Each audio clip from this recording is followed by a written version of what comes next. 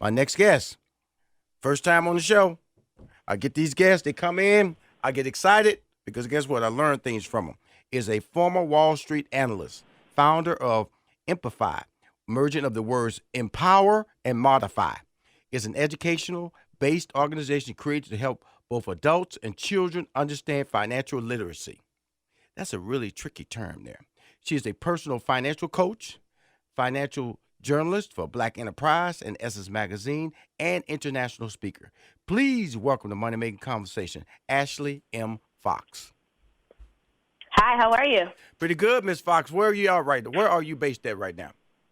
I'm in Philadelphia. When you say you are a former Wall Street analyst, what does that mean? Because Wall Street scares a lot of people, especially minorities, because we don't even understand how you make money in the Wall Street world. Break it down a little bit to it, and we're willing to take the time to understand on Money Making Conversation exactly what did you do and what role do you play in that. Okay, so I went to Howard University, graduated, and I decided to work on Wall Street. I had 4 internships in school, and 3 of them I worked at Wall Street investment banks. And I lived in New York 2 of the summer, so that's when I realized I wanted to work on Wall Street. They paid really great money, and so ideally, I actually just wanted to work on Wall Street because you got one of the highest paying jobs out of school. Mm-hmm. And so as an analyst, I worked in asset management, and so what I did was work with a team of people who helped manage the money for clients who made $25 million or more. So I saw everything, where they lived, where they traveled, what they invested in, how much they didn't pay in taxes. Pretty much if you have $25 million or more, you don't need a financial advisor, you need an asset manager.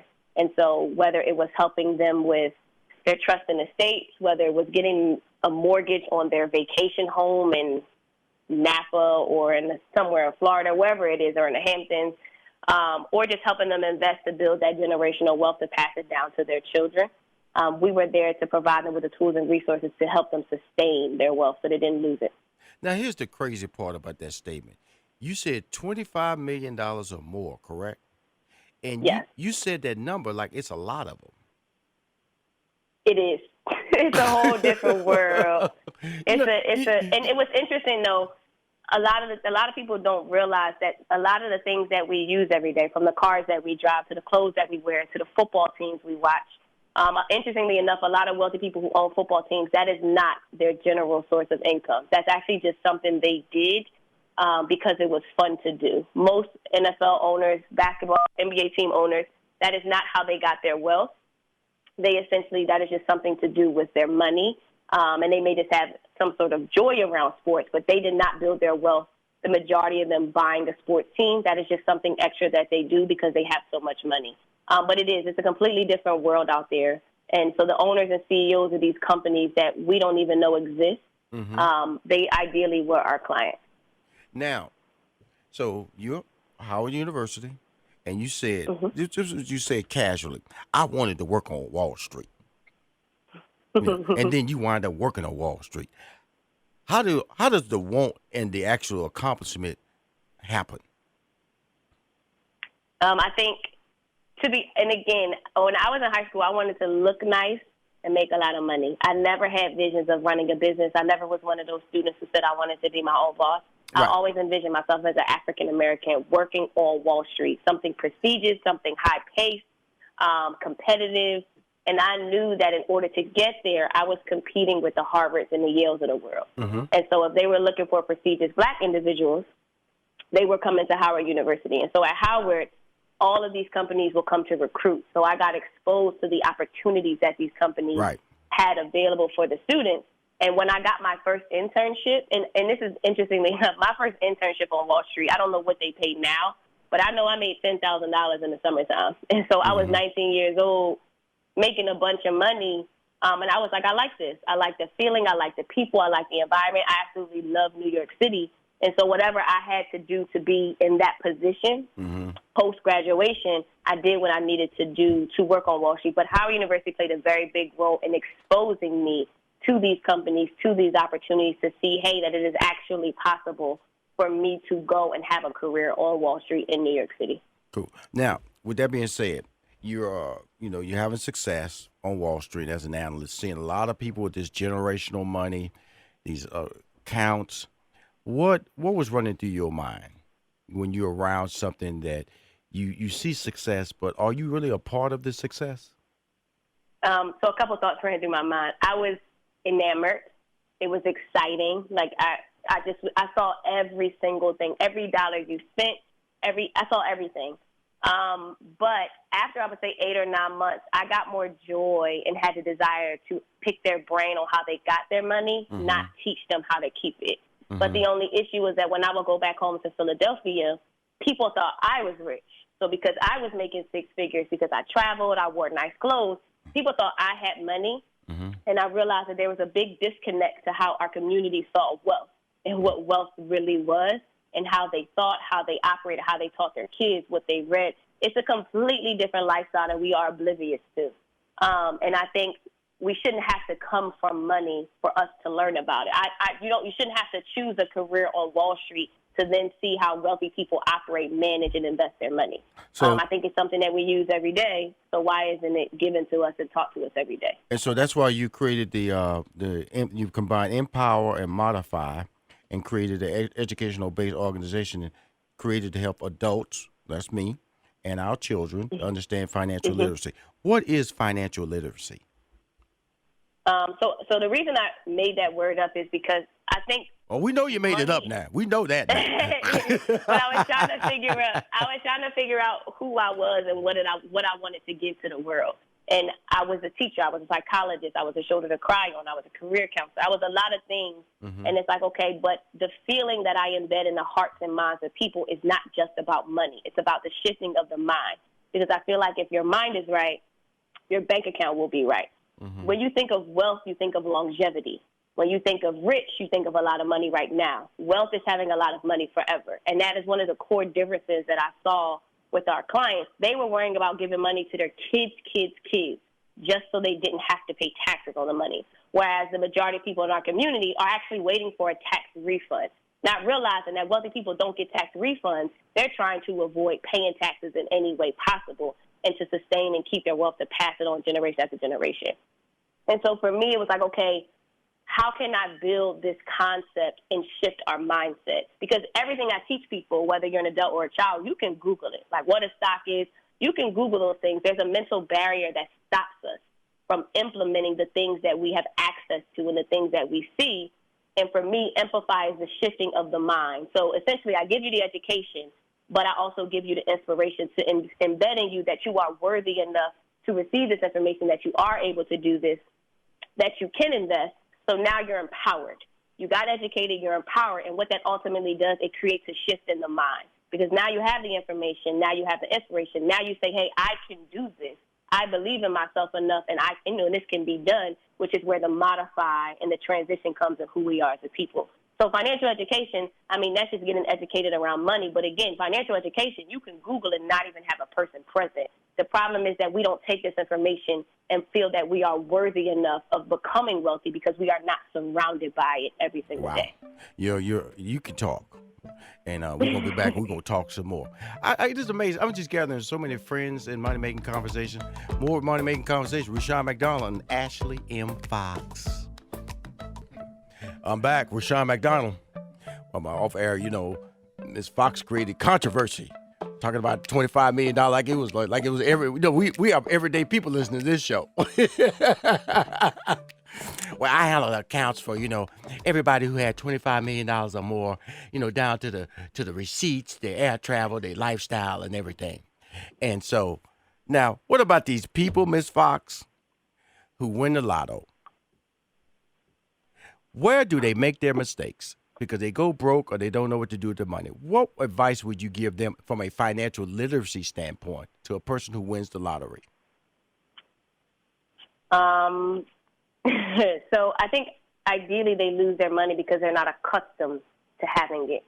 And it's not until you start feeling you are deserving of this lifestyle, that you are grateful for this lifestyle, that your mind can coexist with the money. Because if you're coming from a place of lack, I want the money, I want the money, I want the money. I never had it. I got to have it. I got to spend it. I got to do all those things that I didn't get the opportunity to do when I didn't have money. You're coming from a place of lack versus a place of abundance.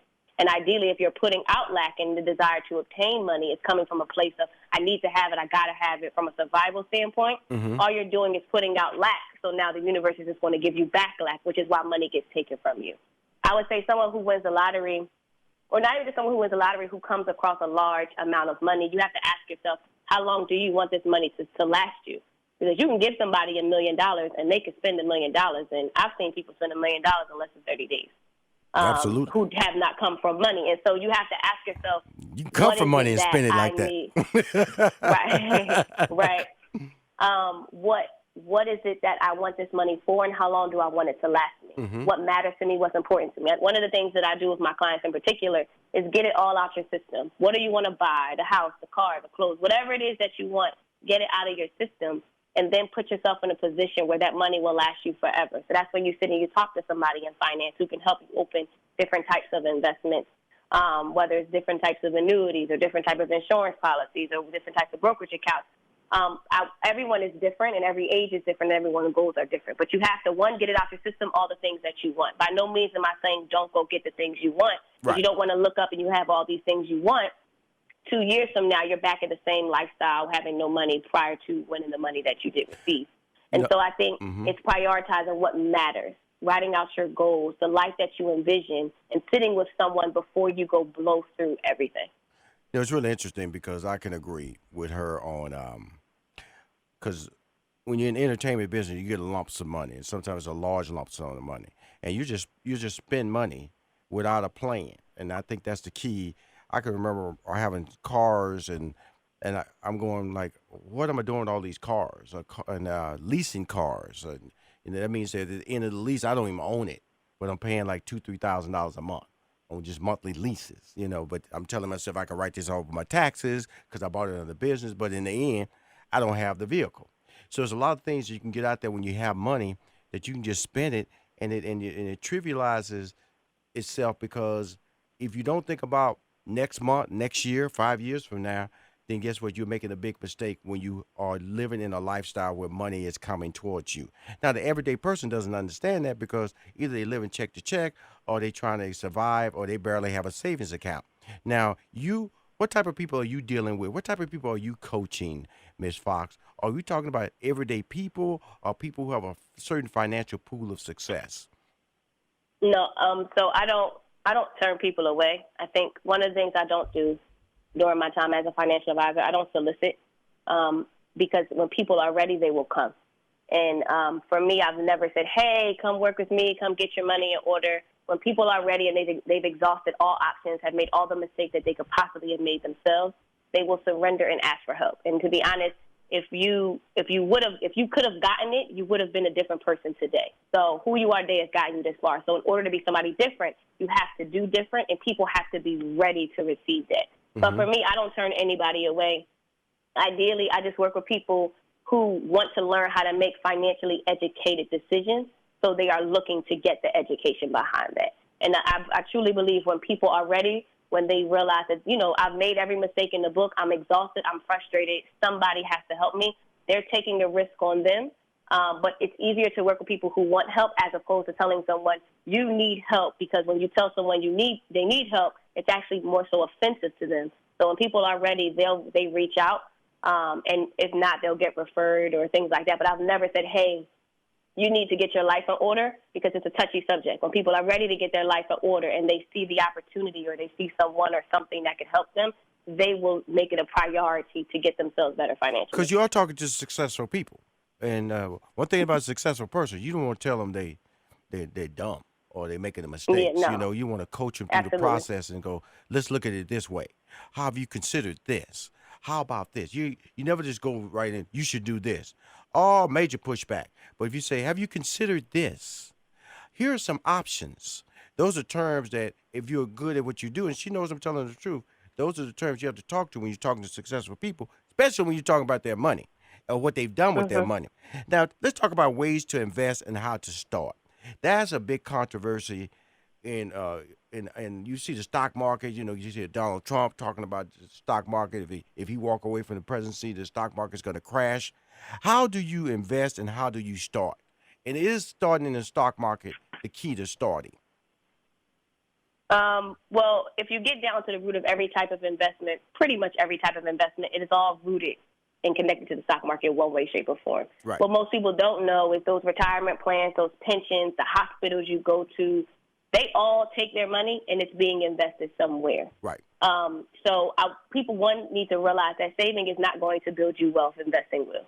Saving will keep your money safe, but it is not going to increase your net worth by any means. Right. And I think we have this mindset of, I have to have money, I have to keep money, I have to save money. That's a fear-driven mentality, and that's coming from a place of lack. So if all you're focusing on is fear, all you're going to attract is all the things that you are scared of.